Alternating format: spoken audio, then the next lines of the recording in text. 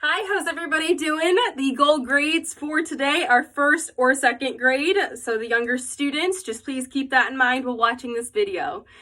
I hope everybody had a good weekend. The sun's out, it's going to be beautiful temperature, so let's make sure we're getting outside, getting some good exercise in. Love that vitamin D. Alrighty, so the first thing that I would, if I could please ask everybody, go ahead, single file line into the gym and find yourself a hula hoop. Now that everybody has found a hula hoop, please take a seat. I'm going to go over a couple things.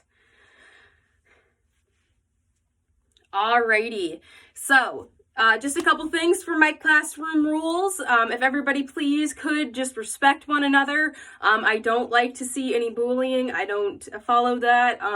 If I do see any sort of disrespect or not following directions, I will first pull you off to the side. We will talk about it. And if it continues to happen, we will take further action. I really don't want to have to do that though, okay? My classroom's a positive, fun classroom, and I don't want any negativity to be bringing that down. That's not what we're here for, okay? We're here to learn and have fun, okay? So just please keep that in mind while we are going over any activities or when you're with a partner, so on and so forth. When I need your attention, I'm going to go ahead. I don't have a whistle with me today, but I usually have a whistle. For one whistle, I want you to, I'll say ready, set, go, and whatever activity I ask of you, you will go ahead and proceed with that activity once I have given you direction. Okay, and when I need your attention or when I need you to stop that activity, I'm going to blow my whistle and yell freeze, and whatever you have, you're going to lightly set it on the ground, and your eyes are going to be looking at me and ears are open for the following directions. Okay?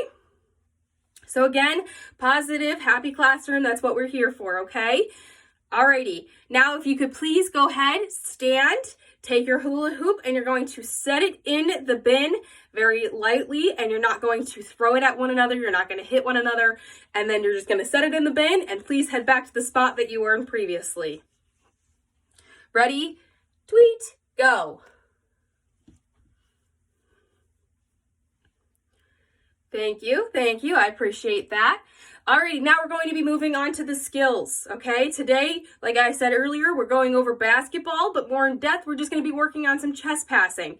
For this, you will need to partner up. I will partner you up in just a moment, but I just want to go over a couple things first. I actually don't have a basketball with me today, but I do have the Squishmallow, which is, he's a little bit bigger, but it's okay. We're working with younger kids here in this situation, so it's all good.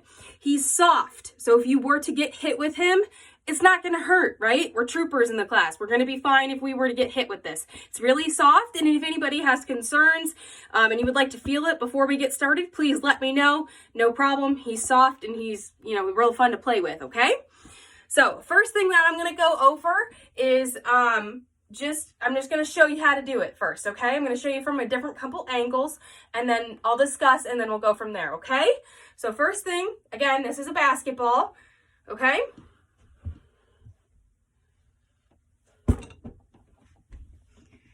I'll show you from a different angle.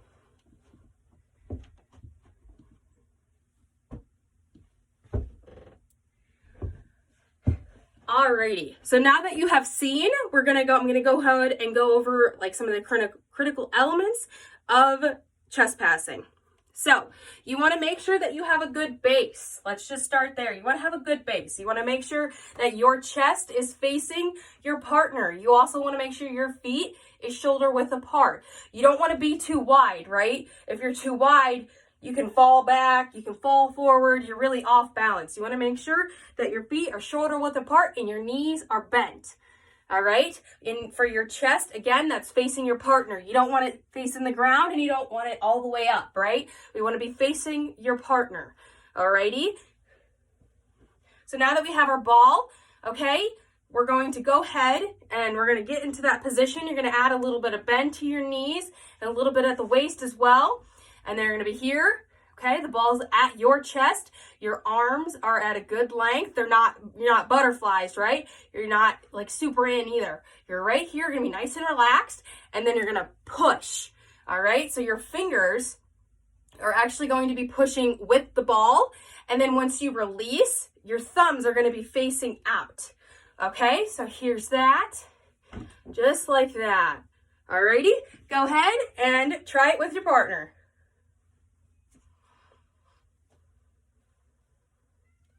Good job, guys. Good job. Good job.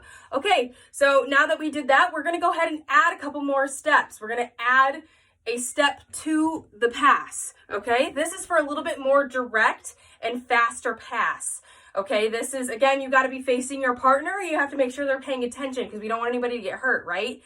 So for this one, you're going to be, I'll show you from this side here. Let me here, step and push, okay? Again, make sure you get your momentum behind that ball to make sure it gets to your partner, okay? Give me 1 minute, I'll be right back. Alrighty, and so now I'm going to go over some of the common errors that happens when doing chest passing. So when people are chest passing, sometimes they'll push up instead of just at their partner. You don't want that, okay? Because if it goes up, there's a good chance the ball could get stolen or somebody can get hurt, something along those lines, okay? And same thing with your body, okay? You don't want to be, like, if your arms are all the way out here, how are you going to have any momentum? Or in same thing with it being in here in front of your chest. You don't want that. There's no push behind the ball, okay? And then you also don't want to be at like a 90-degree angle because, you know, you're not facing your partner. At that point, you're facing the ground, okay?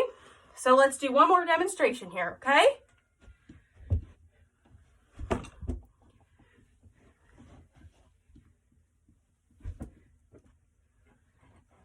Alrighty, there you go.